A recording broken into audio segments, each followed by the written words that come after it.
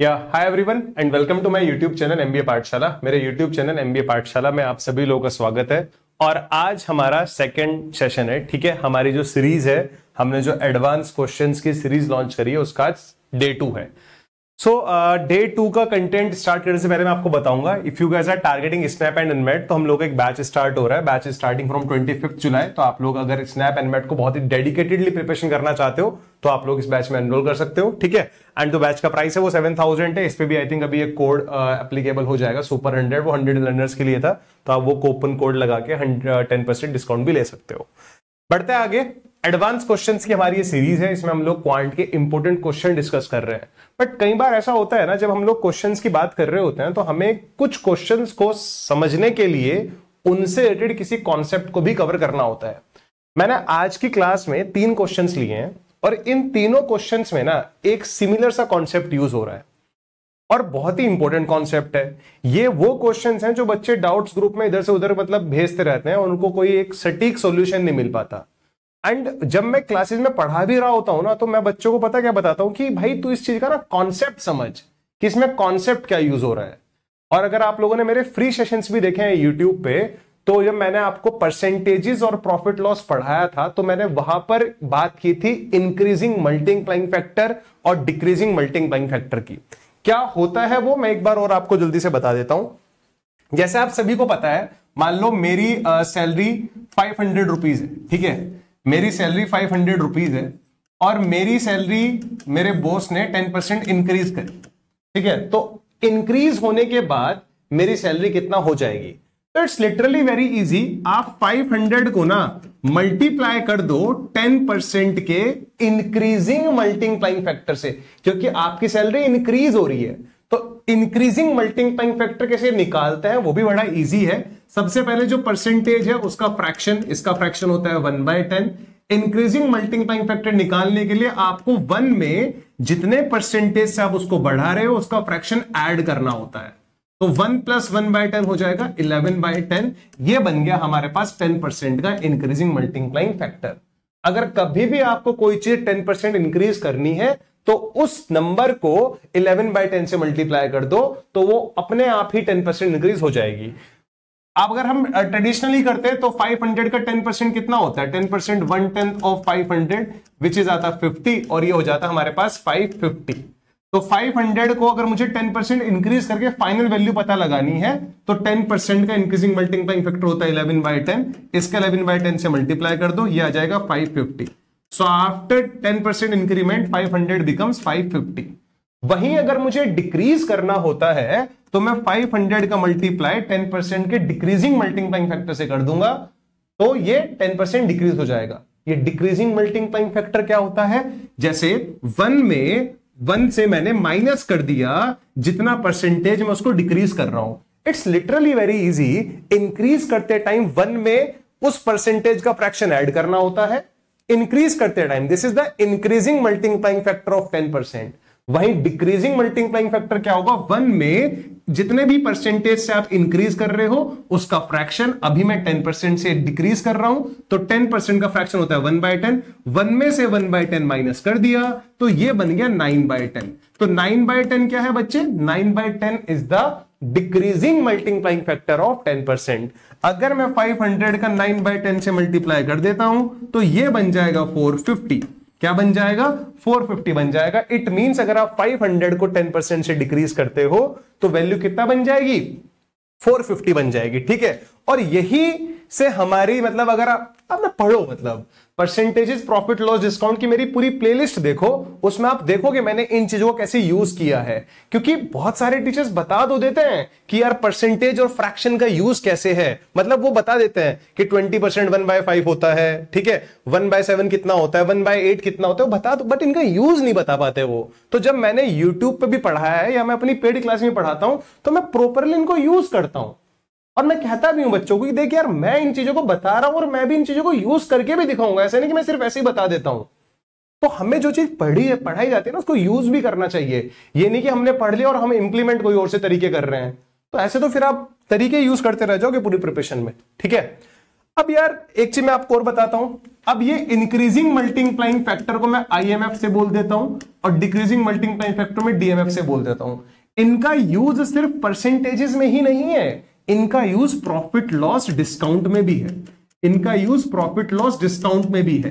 कैसे, अगर मैं आपको समझाऊं, मान लो किसी आर्टिकल कॉस्ट प्राइस 100 है और वहां पर प्रॉफिट परसेंट कितना है 10 है और आपको सेलिंग प्राइस निकालना है, तो सेलिंग प्राइस क्या होता है, कॉस्ट प्राइस को प्रॉफिट परसेंट के इंक्रीजिंग मल्टीप्लाइंग फैक्टर से आप क्या कर दो, मल्टीप्लाई कर दो। प्रॉफिट परसेंट 10% था, अब कॉस्ट प्राइस ये रहा, कॉस्ट प्राइस को 10% का इंक्रीजिंग मल्टीप्लाइंग फैक्टर, क्योंकि प्रॉफिट हुआ है तो कॉस्ट प्राइस बढ़ जाएगा, बढ़ाने के लिए इंक्रीजिंग मल्टीप्लाइंग फैक्टर, कम करने के लिए डिक्रीजिंग मल्टीप्लाइंग फैक्टर। तो 10% का इंक्रीजिंग मल्टीप्लाइंग फैक्टर कितना होगा, 11/10, इससे इसको उड़ाया तो कितना है 110। ये 110 मेरा क्या है, सेलिंग प्राइस, ये 100 मेरा क्या था, कॉस्ट प्राइस, ये क्या है, इंक्रीजिंग मल्टीप्लाइंग फैक्टर। किसका इंक्रीजिंग मल्टीप्लाइंग फैक्टर है, 10% का। अगर 20% से बढ़ता तो 20% का इंक्रीजिंग मल्टीप्लाइंग फैक्टर यूज करते, ठीक है। जैसे 20% का इंक्रीजिंग मल्टीप्लाइंग फैक्टर क्या होगा, 1 में 20% के फ्रैक्शन ऐड कर दो तो 1 + 1/5 6/5। वही 20% का डिक्रीजिंग मल्टीप्लाइंग फैक्टर क्या होगा, 1 में 1/5 माइनस कर दो तो 4/5 is the decreasing multiplying factor of 20%, ठीक है। अब यार पता क्या है, ये जो इंक्रीजिंग मल्टीप्लाइंग फैक्टर और डिक्रीजिंग मल्टीप्लाइंग फैक्टर है, इनको अगर एक्चुअल नंबर में इंप्लीमेंट करा जाए तो इट्स लिटरली वेरी इजी, बड़ा इजी लगता है अगर नंबर वाला क्वेश्चन आ रहा है। बट एग्जामिनर ना हमसे एक स्टेप ज्यादा सोचता है। अभी तो हम नंबर में इंप्लीमेंट कर रहे हैं, उदित सर भी नंबर में इंप्लीमेंट करके बताए जा रहे हैं, बट एग्जामिनर हमसे आगे चल रहा है, वो नंबर देगा ही नहीं, वो तो वेरिएबल देगा। जैसे इस क्वेश्चन में हमने यहां पर पूरा वेरिएबल पे बेस्ड है, ठीक है। कुछ छोटी छोटी बातें मैं आपको बता देता हूं, मतलब अगर आप मार्क्ड प्राइस है, मार्क्ड प्राइस का मल्टीप्लाई अगर डिस्काउंट परसेंट के डिक्रीजिंग मल्टीप्लाइंग फैक्टर से कर दोगे तो वो बन जाएगा सेलिंग प्राइस। नॉर्मल सा सोच के देखो, मार्क्ड प्राइस कम होके ही तो सेलिंग प्राइस बनता है। मार्क्ड प्राइस में अगर डिस्काउंट माइनस कर दूं, मार्क्ड प्राइस में से अगर डिस्काउंट माइनस कर दूं तो बन जाता है सेलिंग प्राइस। कॉस्ट प्राइस में अगर प्रॉफिट ऐड कर दूं तो बन जाता है सेलिंग प्राइस। तो मार्क्ड प्राइस को अगर सेलिंग प्राइस बनाना होता है तो डिस्काउंट परसेंट के डिक्रीजिंग मल्टीप्लाइंग फैक्टर से मार्क्ड प्राइस का मल्टीप्लाई कर दो, सेलिंग प्राइस बन जाएगा। अगर मेरी बात ऐसे समझ में नहीं आती तो नंबर्स लेके समझा करो। अगर मान लो हमारे पास मार्क्ड प्राइस 500 है और आपका डिस्काउंट परसेंट 20% है तो आपका सेलिंग प्राइस कितना होगा, मैंने क्या बोला, मार्क्ड प्राइस 500 है, 20% का डिक्रीजिंग मल्टीप्लाइंग फैक्टर कितना होगा, 4/5, इसका 4/5 से मल्टीप्लाई कर दो तो ये बन गया 400, यानी कि 400 मेरा क्या है, सेलिंग प्राइस है। हाँ या ना बच्चे, क्या ये बात आप लोगों को समझ में आने लग रही है क्या,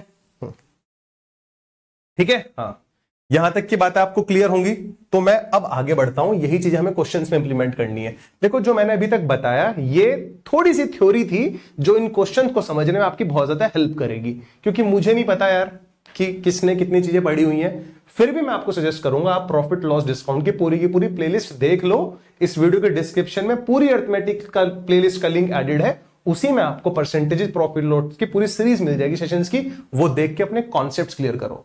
आई होप आप लोगों ने, अब वही है, वीडियो पॉज करो, क्वेश्चन को ट्राई करो, ठीक है। एंड आई होप आप लोगों ने ट्राई करा होगा और आपका आंसर भी आ गया होगा, ठीक है। नहीं आया तो समझो और आ भी गया तो मेरे वाला तरीका समझो, ठीक है। देखो यार, कह रहा है Manu boat a jacket from Sarojini market at ₹1000।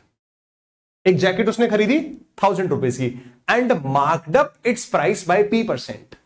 Marked up का मतलब पता क्या होता है, मान लो मैं ये 1000 रुपए की जैकेट लाया, मैंने इसको मार्कअप कर दिया, मतलब इसके प्राइस को बढ़ा दिया। अब 1000 रुपए को उसने P% से बढ़ा दिया है। कोई भी चीज किसी स्पेसिफिक परसेंट से बढ़ रही है तो वो बढ़ी हुई वैल्यू निकालने के लिए इंक्रीजिंग मल्टीप्लाइंग फैक्टर का यूज होता है। याद आ रही है, कुछ चीजें कनेक्ट कर पा रहे हो। Then he gave a discount of 0.4%, फिर उसने 0.4% का डिस्काउंट दिया and still got a profit percentage of 0.4%, 0.4p%। What is the amount of discount, हमें डिस्काउंट का अमाउंट बताना है कितना था। पता क्या है, जैसे मैंने आपको बताया है ना कि ये जो परसेंटेज को फ्रैक्शन में कन्वर्ट करके increasing multiplying factor, decreasing multiplying factor निकाल सकते हो, वही चीजें यहां पर यूज होंगी। आप बड़े कंसंट्रेट होकर चीजें समझना। एंड आई श्योर मतलब आपको ना ये जो कभी भी वो वेरिएबल वाली परसेंटेज देगा ना, आप क्वेश्चन नहीं छोड़ोगे, फिर आप आराम से टैकल कर लोगे अगर आपने पूरा सेशन ढंग से समझ लिया है। अभी देखो सबसे प्रॉब्लम यहां पर क्या क्रिएट होने लग रही है, मुझे ना P% के बारे में कुछ मालूम नहीं है। अगर ये 20% होता मैं तुरंत इसको 1/5 बोल देता, 30% होता मैं इसको 3/10 बोल देता, 70% होता मैं इसको 7/10 बोल देता। अभी है ये P%। क्या मैं P% को जैसे 20% को हम 20/100 बोल देते थे तो कितना आता था 1/5 आता था ना। 20% को हम 20/100 बोलते कितना आता था 1/5। ऐसी क्या मैं P% को P/100 बोल सकता हूं क्या मैं P% को P/100 बोल सकता हूं क्या?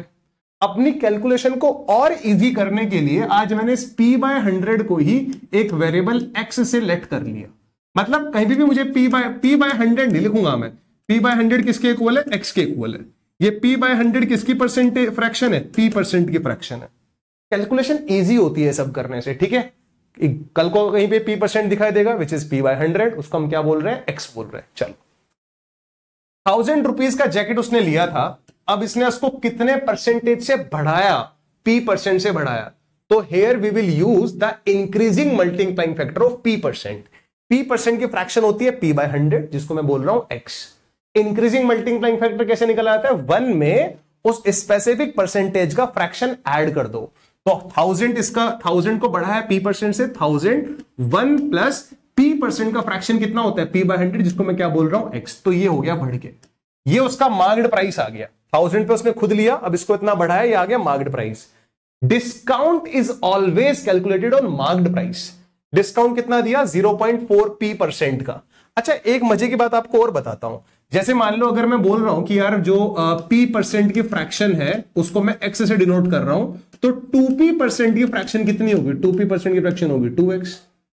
अगर कोई मुझसे बोलता है 0.4 P% की फ्रैक्शन कितनी होगी, आप इधर भी 0.4 से मल्टीप्लाई कर दो। 0.4 को अगर फ्रैक्शन में चेंज करना है तो 2/5 ऑफ x हो जाएगा। हाँ या ना? ठीक है, ये छोटी छोटी बातें पता होनी चाहिए। अगर P% की फ्रैक्शन x है तो 2P% की fraction 2x, 0.4 P% fraction 0.4x। ये पूरा सिनेरियो चलता है पैरेलली। वही चीज यहां पर लगाओ। अब ये था कॉस्ट प्राइस जितने पे मनु ने खरीदा था, अब उसने इसको थोड़ा बढ़ाया तो ये बन गया पूरा का पूरा उसका मार्केट प्राइस। अब वो उस पर डिस्काउंट दे रहा है। डिस्काउंट का मतलब क्या होता है? ये वैल्यू थोड़ी कम करी जाएगी। कम करने का मतलब डिक्रीजिंग मल्टीप्लाइंग फैक्टर यूज होगा। अब मुझे इस पूरी वैल्यू को क्या करना है? डिक्रीज करना है। कितने परसेंट से? 0.4 P% से। अगर P% की फ्रैक्शन ये है तो 0.4 P% की फ्रैक्शन होगी 0.4x। बिल्कुल भी डरने की जरूरत नहीं है। अगर जिस नंबर से इधर मल्टीप्लाई होती है उसी नंबर से फ्रैक्शन की मल्टीप्लाई कर दो। It's literally very easy. Fundamentals आपके अगर स्ट्रॉन्ग होंगे तो ये चीजें आपको बड़ी इजी लग रही होंगी, ठीक है। इसको डिक्रीज करो, डिक्रीज करने के लिए डिक्रीजिंग मल्टीप्लाइंग फैक्टर, तो 1 माइनस इसका फ्रैक्शन कितना है? 0.4x, तो 0.4x कर दो इसको, ठीक है। ये आ गया। देखो थोड़ा सा बारीकी से समझो। ये था कॉस्ट प्राइस, कॉस्ट प्राइस से पूरा बना मार्क्ड प्राइस। मार्केट प्राइस को इतना डिस्काउंट परसेंटेज था, डिस्काउंट दे दिया तो ये बन गया सेलिंग प्राइस, ठीक है। ये बन गया सेलिंग प्राइस। और कॉस्ट प्राइस में अगर प्रॉफिट ऐड कर दो, कॉस्ट प्राइस में अगर प्रॉफिट ऐड कर दो वो भी क्या बन जाता है? Selling price. तो कॉस्ट प्राइस कितना था?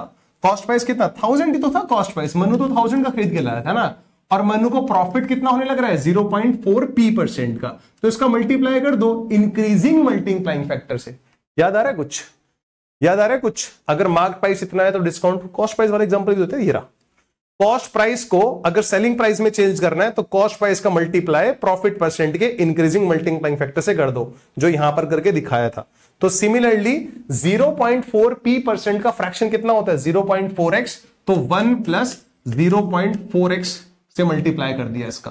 1 प्लस 0.4x से मल्टीप्लाई करके ये जो मेरे पास कॉस्ट प्राइस था 1000, ये किस में कन्वर्ट हो गया है? Selling price. इधर भी सेलिंग प्राइस, इधर भी सेलिंग प्राइस, इसीलिए इनको क्या कर रहा हूं? इक्वेट कर रहा हूं। ये भी सेलिंग प्राइस है, ये भी सेलिंग प्राइस है।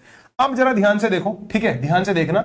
ये 1000 से 1000 कट जाएगा। कैलकुलेशन करना बहुत ईजी है आप लोगों के लिए, ठीक है।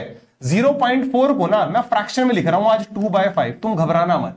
0.4 को आज मैं फ्रैक्शन में 2/5 लिख रहा हूं, तुम घबराना मत। इधर देखो 1 इंटू 1 होता है 1, 1 इंटू माइनस 0.5x आएगा माइनस का 2.5x, इन दोनों को मल्टीप्लाई करके बनेगा x, और इन दोनों को मल्टीप्लाई करके बनेगा माइनस का 2/5x स्क्वायर। उधर कितना आने लग रहा है 1 प्लस 2/5x बना क्या। अब अपने को क्या करना है, 1 से 1 उड़ा दो, 1 से 1 उड़ा दो, ठीक है। हाँ, एंड देखो ना कुछ कटने लग रहा है क्या, यस बिल्कुल कटने लग रहा है, ठीक है। इधर इनको ध्यान से देखना आप लोग, माइनस का 2/5x है, माइनस का 2/5x और प्लस का x है, तो इनको अगर मैं सब्ट्रैक्ट कर दूंगा तो मेरे पास 3/5x आएगा, ठीक है। मेरे पास कितना आएगा 3/5x आएगा। देखो ये माइनस का 2/5x यहां से आया था, 1 इंटू 1 1, 1 इंटू माइनस का 2/5x माइनस का 2/5x, या तो इसको उधर भेज दो आप, या इन दोनों को यहीं पर ऐड कर लोगे तो ये आ जाएगा मेरे पास 3/5x माइनस का 2/5x square is equals to 2/5x। आप वैसे इस पूरी इक्वेशन को x से डिवाइड भी कर सकते हो। जब आप इस पूरी इक्वेशन को x से डिवाइड कर दोगे, x यहां पे गायब, पावर 2 था, एक पावर गायब, ये भी गायब, ये 3/5 उधर जाएगा तो माइनस का 1/5 आएगा, फिर मैं माइनस से माइनस काट दूंगा तो 2/5x आने लग रहा होगा 1/5 के बराबर। यहां से जो x का वैल्यू आने लग रहा है वो आने लग रहा है 1/2। x क्या था, x क्या था, p% का फ्रैक्शन। किसका फ्रैक्शन 1/2 होता है, वो कौन सी परसेंटेज वैल्यू है जिसका फ्रैक्शन 1/2 होता है, 50%।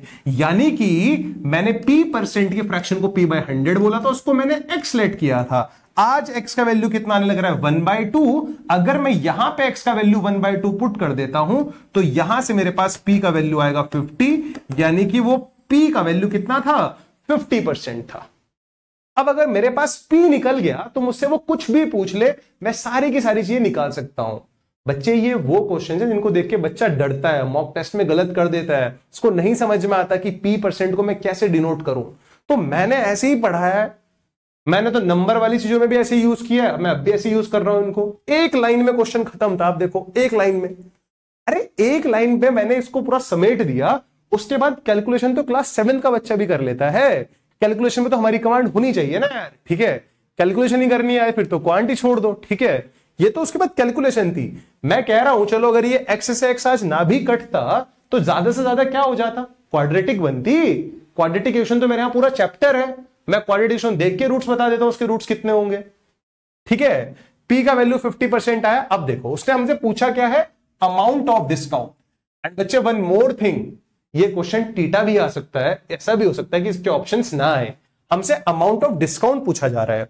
अब देखो 1000 था, 1000 उसका कॉस्ट प्राइस था, उसने खरीद के लाया, इसको मार्कअप कर दिया p% से, p% से मार्कअप किया था, p का वैल्यू है 50%, इसको 50% बढ़ा दो, इसको 50% बढ़ाओगे तो उसका 50% बच्चे को पता है 500 होता है, बन जाएगा 1500 बन जाएगा। फिर इस पे उसने 0.4 p% का डिस्काउंट दिया था, तो अगर p% इतना है तो 0.4 p% कितना होगा, 0.4 p% कितना होगा, इसका 0.4 p% निकालो 20% आएगा जी।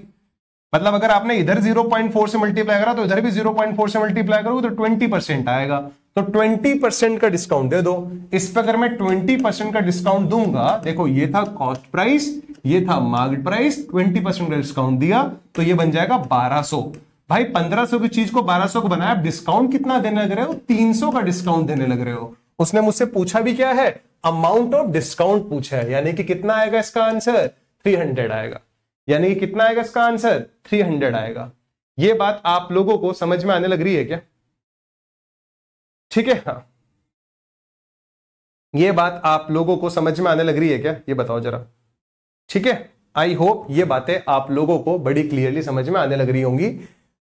अगर किसी को समझ में नहीं आ रही है तो आप प्लीज इस वीडियो को रिपीट करके देखो, ठीक है। यही अप्रोचेज है, कभी भी अगर मेरे पास परसेंटेज वेरिएबल की फॉर्म में आती है तो मैं इंक्रीजिंग मल्टीप्लाइंग फैक्टर और डिक्रीजिंग मल्टीप्लाइंग फैक्टर का ही यूज करता हूं। तो एक बेसिक सा क्वेश्चन तो हम लोगों ने इस पे ये कर लिया है, ठीक है। अगर ये आपको बेसिक सा क्वेश्चन समझ में आया है तो we will try one more question guys, हम लोग एक क्वेश्चन और ट्राई करेंगे, और ये रहा वो next question. This question is also very nice question, ये क्वेश्चन बड़ा प्यारा क्वेश्चन है, इसको देखते हैं जरा, ठीक है। वीडियो पॉज करना और आप लोग क्वेश्चन को खुद से ट्राई करना, ठीक है। चलो, Chintu marks up the price of the article by n%। मुझे तो n% का फ्रैक्शन पता ही नहीं है, तो n% को मैंने मान लिया n% को, n% एक्चुअल में कितना होता है n/100, इस n/100 को मैं आज x से डिनोट कर रहा हूं।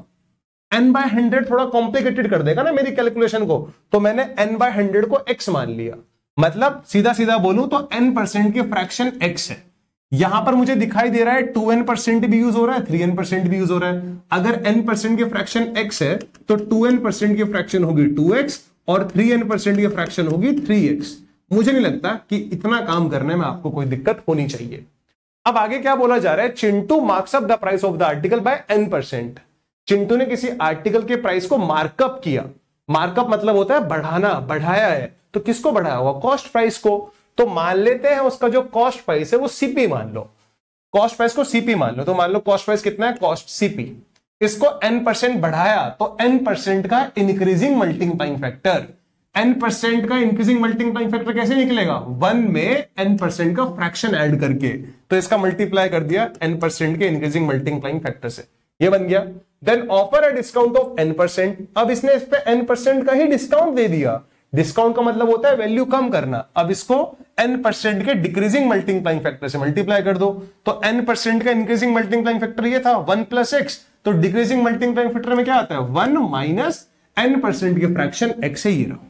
तो ये पहले कॉस्ट प्राइस था, कॉस्ट प्राइस से मार्केट प्राइस बना, मार्केट प्राइस पे डिस्काउंट दिया तो सेलिंग प्राइस बन गया, उसका सेलिंग प्राइस है। और यहां पर उसको ओवरऑल लॉस होने लग रहा है 100 रुपीज का। यहां पर उसको ओवरऑल लॉस होने लग रहा है 100 रुपीज का। तो लॉस क्या होता है, लॉस क्या होता है, लॉस होता है हमारे पास cost price minus selling price. ठीक है, कॉस्ट प्राइस में जब आप सेलिंग प्राइस माइनस कर दोगे तो वही तो आपका लॉस आएगा ना, वही तो आपका लॉस आएगा। तो ये पूरा का पूरा आपका सेलिंग प्राइस है, ये कॉस्ट प्राइस से 100 कम है, ये कॉस्ट प्राइस से 100 कम है। समझो मेरी बात को, कॉस्ट प्राइस से 100 कम है। ठीक है, तो अगर मैं इसको कॉस्ट प्राइस में से माइनस कर देता हूं, अगर मैं इसको कॉस्ट प्राइस में, कॉस्ट प्राइस ये रहा, माइनस कर दिया कॉस्ट प्राइस 1 + x 1 - x, तो इसका वैल्यू कितना आएगा 100 आएगा। This is our first equation, ये मेरा फर्स्ट इक्वेशन है, ये मेरा फर्स्ट इक्वेशन है। ठीक है, यही बनेगा। 100 से इक्वेट भी तो करना था, 100 इज अ लॉस, 100 लॉस है। ठीक है, तो लॉस कैसे निकलता है हमारे पास, cost price minus selling price. ठीक है, ये रहा। अब हैड क्या, कोई भी सेंटेंस अगर हैड से शुरू हो रहा है इट मींस वो कंडीशनल सेंटेंस है।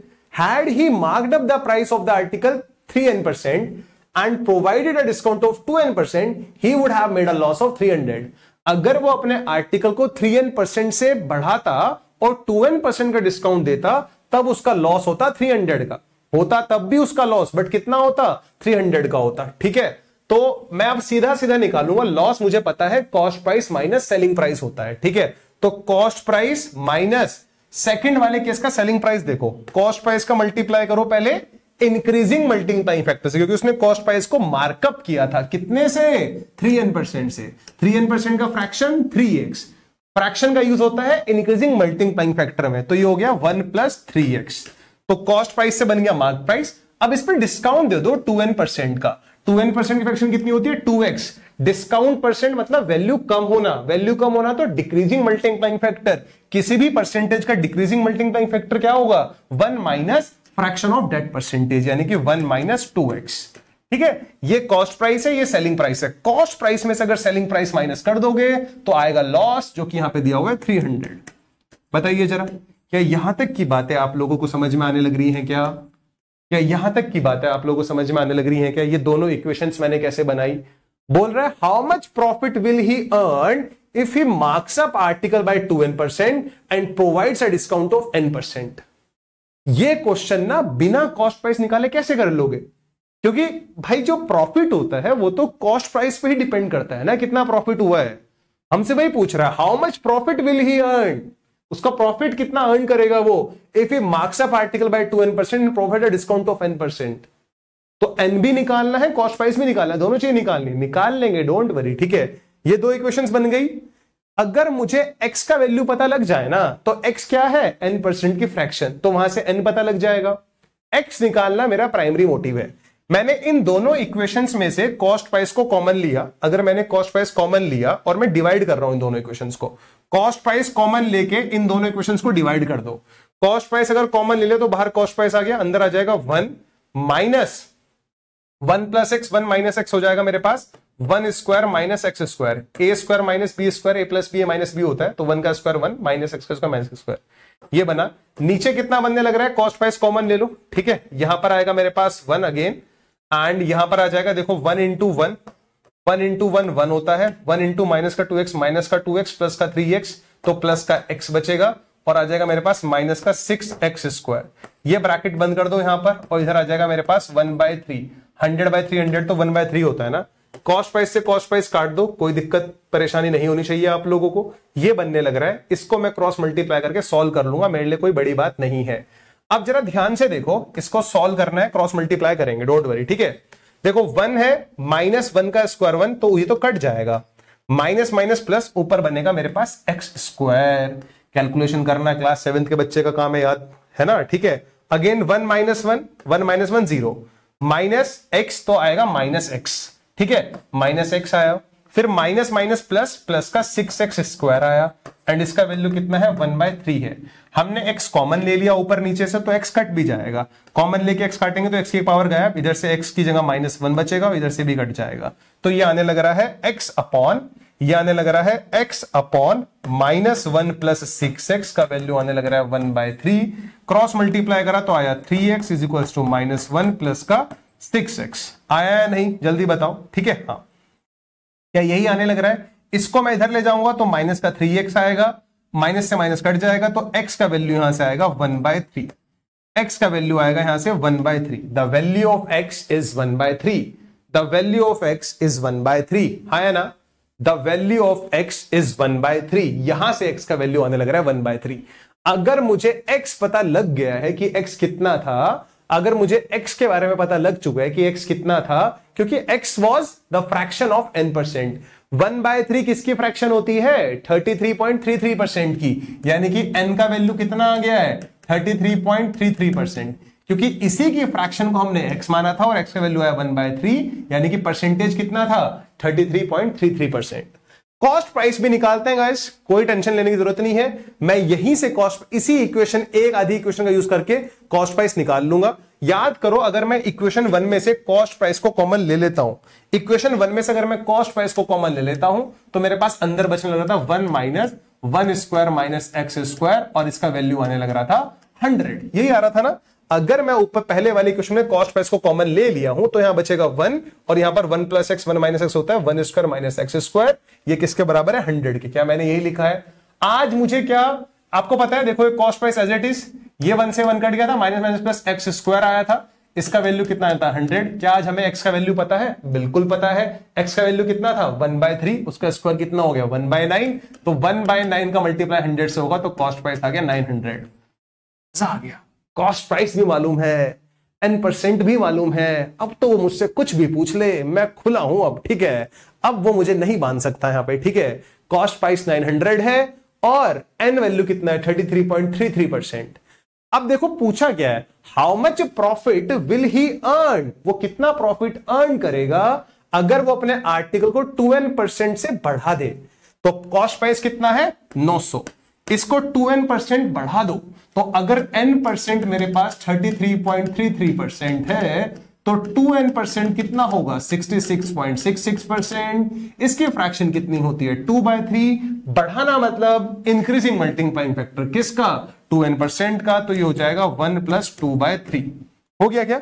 यस। फिर दूसरा, अब इस पे डिस्काउंट दो n% का। ये देखो पहले कॉस्ट प्राइस था, कॉस्ट प्राइस को बढ़ा के मार्क प्राइस बनाया, अब मैं इस पे n% का डिस्काउंट दे रहा हूं। डिस्काउंट का मतलब वैल्यू कम करना, डिक्रीजिंग मल्टीप्लाइंग फैक्टर का यूज करना। 1 माइनस n% की फ्रैक्शन होती है 33.33, यानी कि 1/3 इसमें से माइनस कर दो, ये आ गया मेरे पास फाइनल सेलिंग प्राइस। ठीक है, देखो कितना आने लग रहा है, ये 5/3, 2/3, ये आने लग रहा है ना।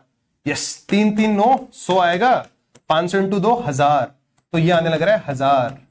सेलिंग प्राइस आया 1000। 900 की चीज को 1000 का बेचने लग रहे हो, तो आपको प्रॉफिट होने लग रहा है 100 रुपीज का। और ये तो टीटा क्वेश्चन था, मजा ही आ गया, ये तो टीटा क्वेश्चन था, तो सॉल्व कर लोगे आप लोग इसको, it's not a big deal guys. ठीक है, आप लोग इसको सॉल्व कर लोगे। बताओ जरा, यहां तक की बातें आप लोगों को समझ में आने लग रही होंगी शायद। ठीक है, हाँ, यहां तक की बातें आप लोगों को समझ में आने लग रही होंगी। मुझे नहीं लगता कि किसी को कोई दुख दर्द परेशानी होनी चाहिए। The point is this guys, इस क्वेश्चन को ना हम लोग, ठीक है, देखो कुछ लोग ना सक्सेसिव का एक फॉर्मूला होता है, वो फॉर्मूला भी कुछ लोग यूज कर रहे होते हैं, ठीक है, वो फॉर्मूला भी कुछ लोग यूज कर रहे होते हैं, हिट वो फॉर्मूला अप्लाई कर लेते हैं, वहां से आंसर निकाल लेते हैं। मैं मना नहीं करूंगा कि आप वो फॉर्मूला यूज नहीं कर सकते, बट सिचुएशन पे डिपेंड करता है। जैसे फॉर्मूला होता है ना, अगर आपको इक्विवेलेंट डिस्काउंट परसेंट निकालना है तो आप इसका यूज करते हो, ठीक है, डिस्काउंट है तो बस इसको नेगेटिव लेना होता है, बात ध्यान रखना होता है, ठीक है। तो इक्विवेलेंट डिस्काउंट निकालने के लिए हमारे पास ये वाला फॉर्मूला यूज भी होता है, आप लोग इसका भी यूज कर सकते हो। बट प्रॉब्लम पता क्या है, ये फॉर्मूला तब बड़ा अच्छा लगता है जब वैल्यूज इजी होती हैं। जब वैल्यूज इजी हो तब ये फॉर्मूला अच्छा लगता है, ठीक है। मतलब 20%, 30%, अगर ए का वैल्यू दे दिया उसने 33.33%, बी का वैल्यू दे दिया उसने 18.75%, तो तब इस फॉर्मूले से सक्सेसिव लगाना बड़ा कॉम्प्लिकेटेड हो जाता है, ठीक है। और अगेन मैं बोलूंगा, जैसे मान लो आज इसका 100, यहां आंसर इसका 100 आ गया, ठीक है, यहां पर भी कहीं ना कहीं ये 100 दिया हुआ था, यहां पर भी कहीं ना कहीं ये 100 दिया हुआ था, ठीक है। तो हो सकता है कि आप लोग इसको कुछ इस तरह से निकाल लो, मतलब यार ये भी 100 आने लग रहा है, इस तरह से आप सोचना शुरू कर दो। But the point is this कि ऐसा किसने बोला है कि एज इट इज वैल्यूज के साथ क्वेश्चन आएंगे। क्वेश्चन सेकेंडरी होता है, मेन कॉन्सेप्ट होता है। मैं वही बोल रहा हूं, जो इसके पीछे का कॉन्सेप्ट है ना, increasing multiplying factor, decreasing multiplying factor, जो मैंने यहां पर समझाया था तुम्हें, ये कॉन्सेप्ट क्लियर है क्या?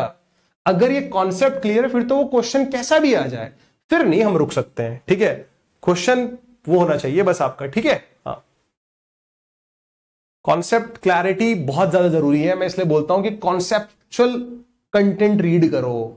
शॉर्टकट वॉटकट कैट में नहीं चलते मेरे भाई। अगर चलते ना तो कैट में फिर लोग 22 में से ना 20 21 क्वेश्चंस करके आया करते, ठीक है। यहां सारी चीजें कॉन्सेप्चुअल होती हैं। चलो, आई होप आप लोगों को क्वेश्चन समझ में आया होगा, ठीक है। एंड सेम क्वेश्चन है, एक और क्वेश्चन मैं आपको देने लग रहा हूं ये, ठीक है। सो इसको आप लोग वीडियो पॉज करो, सॉल्व करो। कैसे कर पाओगे? आई होप आप लोगों ने ट्राई करा होगा। A trader marked an article at 5x% above the cost price. After giving a discount of x plus 5%, he got a profit of 3x minus 5%. Cost price को मार्कअप करेंगे 5x% से, फिर उसमें डिस्काउंट देंगे x plus 5% का, overall profit आ जाएगा इतना। We have to find the profit percentage. अब ये क्वेश्चन आ जाए, कैसे करोगे? ठीक है, देख लेते हैं जरा। मुझे ये बताओ आप लोग, अगर आप आर्टिकल को 5x% बढ़ाने लग रहे हो तो आपको पता होना चाहिए ना। मान लो मैंने x% या फ्रैक्शन, यूजुअली x/100 होता है, मैंने आज इसको k मान लिया कि x% का फ्रैक्शन k है। अगर x% का फ्रैक्शन k है तो क्या 5x% का फ्रैक्शन 5k होगा? क्या 5x% का फ्रैक्शन 5k होगा क्या? वही मेरे पास, मतलब ये ना 5% का फ्रैक्शन भी आपको पता होना चाहिए, क्योंकि यहां पर भी 5% यूज हो रहा है, यहां पर भी 5% का फ्रैक्शन होता है 1/20, ये याद रखना, ठीक है। जैसे मान लो कहीं पर लिखा हुआ है x plus 30% ओवरऑल लिखा हुआ है, आपको पता है चलो x% का फ्रैक्शन k है, तो x plus 30% का फ्रैक्शन कितना होगा? x% का फ्रैक्शन तो k है, 30% का फ्रैक्शन 3/10 होता है। इसका जो ओवरऑल फ्रैक्शन आएगा वो ये आएगा। तो ये छोटी छोटी चीजें आपको पता होनी चाहिए, ठीक है। तो मैं इनका यूज करूंगा। देखो, कॉस्ट प्राइस को मैंने सीपी मान लिया, उसको 5x% से बढ़ाया, 5x% का फ्रैक्शन है 5k, तो हो गया 1 + 5k, ये बना मार्क्ड प्राइस। डिस्काउंट कितना दिया जा रहा है? x + 5% का डिस्काउंट, का मतलब कम करना वैल्यू को। तो सबसे पहले अगर x% का फ्रैक्शन k है और 5% का फ्रैक्शन 1/20 होता है, तो आप 1 में से माइनस करोगे इसके फ्रैक्शन को। इसका फ्रैक्शन कितना होगा? देखो, x + 5 का फ्रैक्शन कितना होगा? x% का फ्रैक्शन k होता है, 5% का फ्रैक्शन 1/20 होता है। बेसिकली आपको इसको माइनस करना है, तो कर दो माइनस यहां पर, k + 1/20, ये रहा। ये हमारे पास क्या आया? सेलिंग प्राइस आया। कॉस्ट प्राइस से मार्केट प्राइस, डिस्काउंट दिया, सेलिंग प्राइस। सेलिंग प्राइस क्या होता है? सेलिंग प्राइस होता है हमारा कॉस्ट प्राइस में जब प्रॉफिट इंक्लूड कर लो। प्रॉफिट कितना हुआ है? 3x - 5% का। अगर कॉस्ट प्राइस का मल्टीप्लाई प्रॉफिट परसेंट के इंक्रीजिंग मल्टीप्लाइंग फैक्टर से हो जाए तो वो सेलिंग प्राइस बन जाता है। ये इधर भी सेलिंग प्राइस है, इधर भी सेलिंग प्राइस बनाओ, तो कॉस्ट प्राइस ये रहा। 3x - 5% का फ्रैक्शन बताओ कितना आएगा? देखो, 3x% का फ्रैक्शन तो होगा 3k, 5% का फ्रैक्शन होता है 1/20, ये होगा, ठीक है। तो प्रॉफिट है तो 1+3k माइनस का 1/20। इसको सॉल्व करना है। देखो कॉस्ट प्राइस आप कुछ अगर एज्यूम करते भी ना तो ये कट जाता, कोई फायदा नहीं हुआ इसका, ठीक है। यहां पर देखो ये 1+5k है बच्चे, एंड ये देखो कितना आएगा मेरे पास 1 - k, 1 - 1/20 होता है मेरे पास, मतलब अभी तो इसको एज इट इज लिख लो, ठीक है, कोई दिक्कत नहीं है, माइनस में आएगा ये, ठीक है, ये माइनस में आएगा 1 - k और माइनस का 1/20, एंड इधर आने लग रहा है 1 - 1/20 आएगा 19/20 प्लस का 3k, ये आने लग रहा है। इसको सॉल्व करेंगे, देखो ये भी कितना आ जाएगा 19/20 आ जाएगा, ये भी 19/20 आएगा, ठीक है, इन दोनों को ऐड करके। तो मैं सीधा सीधा इसको लिख देता हूं यहां पर, ये आने लग रहा है मेरे पास माइनस का k और मेरे पास आने लग रहा है प्लस का 19/20। इनको मल्टीप्लाई करने में फील है। यहां तक जब हम लोगों ने इसको कर लिया है तो इसके बाद सॉल्व करना, मतलब इसको ब्रैकेट को मल्टीप्लाई करना और k का वैल्यू निकालना, again it's not a big deal guys. अगर मैं देखूंगा तो देखो माइनस k आने लग रहा है मेरे पास, ठीक है, पूरा फील लेके करूंगा, माइनस प्लस का 19/20 आएगा, +5 के माइनस k तो माइनस का 5k स्क्वायर आएगा, और 5k का मल्टीप्लाई अगर 19/20 से करोगे तो 5 से कट जाएगा, 4 आएगा मेरे पास ये, ठीक है। तो आने लग रहा होगा प्लस का 19k/4 is equals to 19/20 plus का 3k। इससे इसको उड़ा देंगे, बिल्कुल उड़ जाएगा। मैं चाहता हूं कि आप लोग पूरी क्वेश्चन को कैसे डिवाइड भी कर दो। मुझे सपना कैसे आता है, देखो यहां पर भी k है, यहां पर भी k है, यहां पर भी k है, यहां पर भी k है, पूरी क्वेश्चन को कैसे डिवाइड कर दोगे तो यहां पे बचेगा -1, यहां पे बचेगा मेरे पास माइनस का 5k, यहां पर बचेगा मेरे पास 19/4, उधर आएगा मेरे पास 3, ये उधर जाएगा तो हो जाएगा 4, ठीक है, 4 में फिर 19/4 माइनस कर देना, ठीक है, 4 में माइनस कर देना 19/4, ये उधर जाएगा ना, 16 में से 3 गए, कितना होता है भाई, माइनस का 3/4 आने लग रहा है, ठीक है, माइनस का 3/4, तो माइनस का 3/4 इसको देखा तो यहां से k का वैल्यू आने लग रहा है 3/20। Yes, 3/20 is the value of k, and profit percentage उसने मुझसे पूछा था, प्रॉफिट परसेंटेज वैसे ये है, k का वैल्यू 3/20 आया, k was the fraction of x%। 3/20 किसका फ्रैक्शन होता है, 3/20 फ्रैक्शन होता है 15% का। 3/20 किसका फ्रैक्शन होता है अगर देखें तो 15% का, 15%। जो मेरा प्रॉफिट परसेंटेज है वो 3x - 5 है, x का वैल्यू कितना है 15%, x का वैल्यू 15% है तो 3x - 5, 15 × 3 45 - 5 होता है 40%। तो 40% इज द प्रॉफिट परसेंटेज, जो कि इस क्वेश्चन का करेक्ट आंसर है, ठीक है। आई होप आप लोगों को ये सारे के सारे क्वेश्चंस अच्छे लगे होंगे, ठीक है, आपने यहां से अपना कॉन्सेप्ट भी क्लियर किया होगा और उस कॉन्सेप्ट को इस तरह क्वेश्चंस में इंप्लीमेंट भी किया होगा। ये फेमस क्वेश्चंस हैं, आपको मॉक टेस्ट में एग्जाम में आने के पूरे पूरे चांसेस हैं, और ये नंबर वाली फ्रैक्शन तो सभी को पता होता है, वेरिएबल में अगर फ्रैक्शन परसेंटेज आ जाए तो उसको कैसे डील करना है, आई होप आपने यहां से सीखा होगा, ठीक है।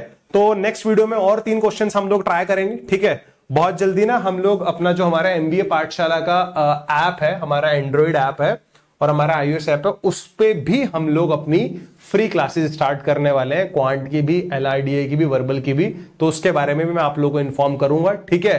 क्वालिटी कंटेंट के लिए आप लोग बिल्कुल रेडी रहो, बहुत सारा कंटेंट आपको मिलने वाला है आने वाले दिनों में, ठीक है।